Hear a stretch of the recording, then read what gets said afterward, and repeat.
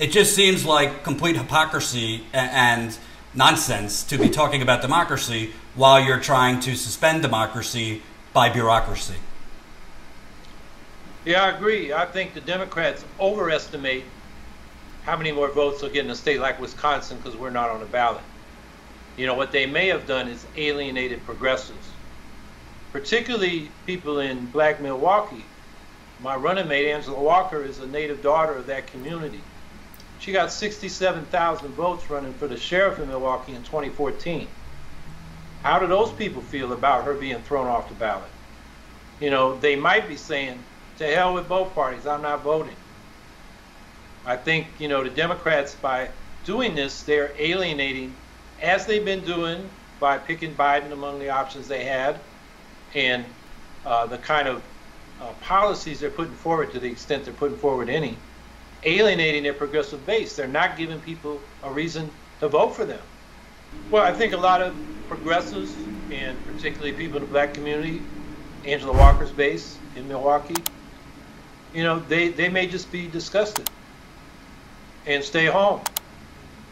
And I think the danger for the Democrats is their base doesn't come out. That's what happened to Hillary Clinton.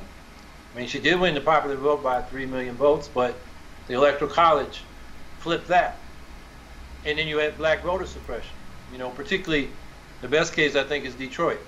75,000 ballots never counted. Right. Because the Republican put in defective scanners, the Republican Secretary of State, and so there were more ballots in a lot of those precincts that were scanned. But Greens got that in court. And the judge said, well, you couldn't win the election even if all those votes were for you, so you don't have standing. The Clinton lawyers were there. And the judge said, do you want to enter this case? And they said, oh, no, we're just observing. And they blame us. Wow. You know? They also blame Jill Stein in Pennsylvania for Hillary's loss, even though Gary Johnson got double her votes. So if they want to blame someone, it was Gary Johnson, not Jill Stein in Pennsylvania. Yeah, no, the Democrats were serious. They go after black voter suppression, Democratic voter suppression. I mean, in Wisconsin, they have voter ID for voters. And that not only affects Black Milwaukee, where a lot of people use public transportation and don't have driver's licenses, but also students who don't have driver's licenses in Madison tend to vote Democratic. And it suppresses the vote there. That's a lot bigger block of votes they need to be worrying about than what the Greens got last time. So that's the first thing. And then the Electoral College. I mean, we've been giving them the proven nonpartisan solution to the problem of the center-left splitting the vote and these right-wing losers sneaking in. And that is replace the Electoral College with a ranked choice national popular vote for president. Problem solved.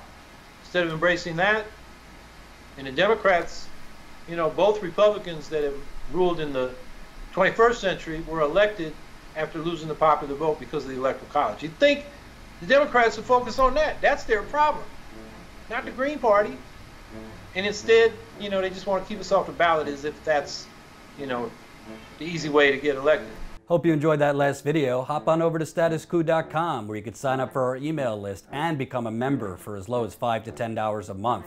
Membership is how we grow. That's statuscoup.com/join. And remember, join our email list so we can grow the revolution with you.